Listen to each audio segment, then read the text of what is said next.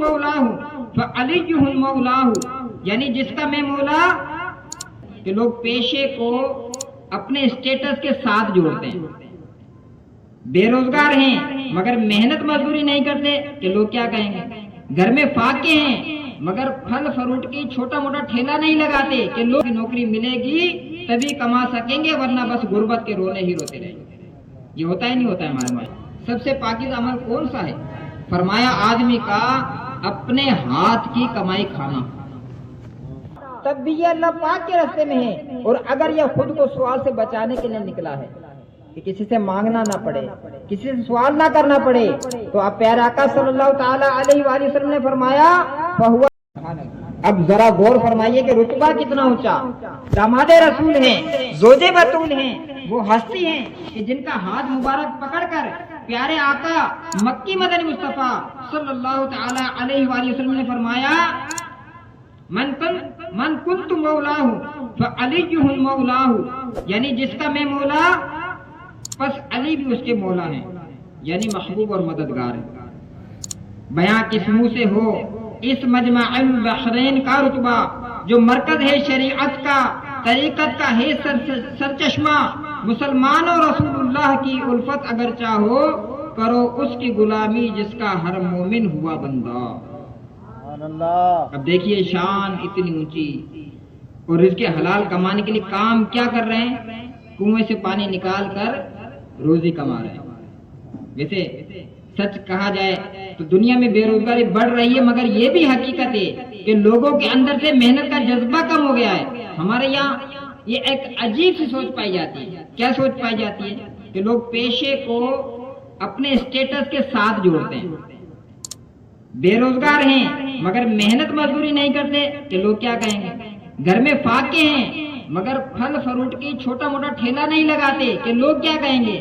گھر میں غربت ڈیرے ڈالے پڑی ہے مگر چھوٹا موٹا کام نہیں کرتے کہ لوگ کیا کہیں گے.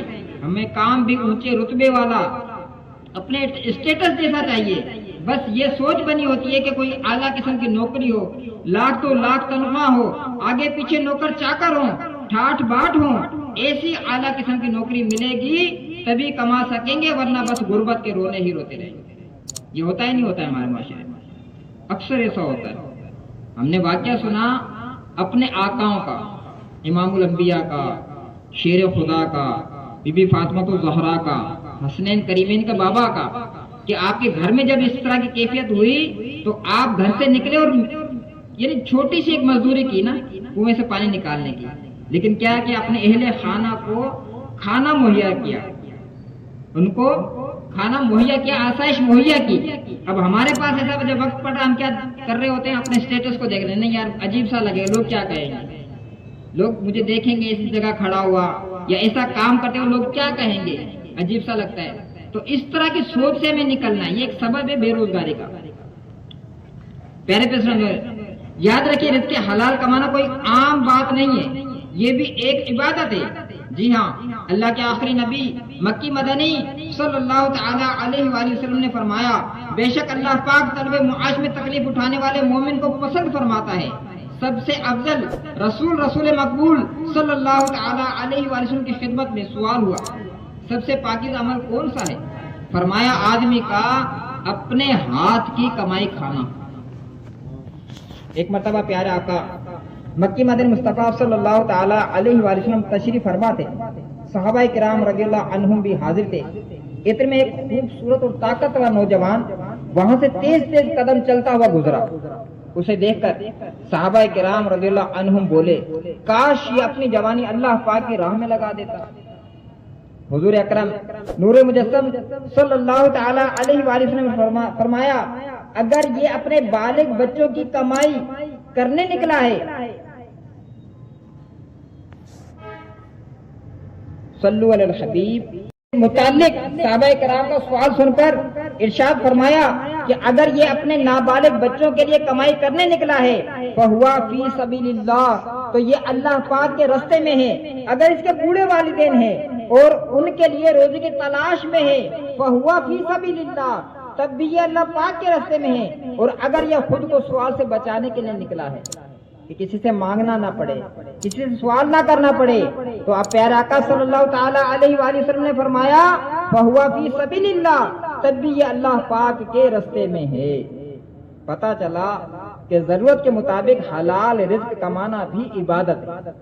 اب ذرا بتائیے کہ عبادت کرنا شرم کی بات ہے یا سعادت کی بات ہے؟ فرض کیجئے ہم کہیں سفر پر جا رہے ہیں، راستے میں نماز کا وقت ہو جاتا ہے، ہم مسجد پہنچ نہیں سکتے، نماز قضا نہ ہو جائے، اس لیے راستے میں رک کر سڑک کے کنارے اپنا رومال بچھا کر نماز ادا کرنے لگ جاتے ہیں، تو یہ کیا شرم کی بات ہوگی یا سعادت کی بات ہوگی؟ یقیناً یہ سعادت کی بات ہوگی۔ بلکہ ایسا موقع ہو تو بعض دفعہ دل میں خود پسندی والے خیالات بھی آنے لگ جاتے ہیں، پتہ چلا کہ عبادت کہیں بھی کی جائے شرم کی نہیں سعادت کی بات ہوگی۔ لہذا اپنے بال بچوں کا پیٹ پالنے کے لیے اگر ٹھیلا لگانا پڑ جائے، بوجھ اٹھانا پڑ جائے، جوتے گانٹھنے پڑ جائے، محنت مزدوری کرنی پڑ جائے، تو اس میں شرم کی کیا بات ہے؟ رزق حلال کمانا اگر اچھی نیت کے ساتھ ہو تو عبادت ہے، اور عبادت میں شرم نہیں کی جاتی بلکہ شکر کیا جاتا ہے۔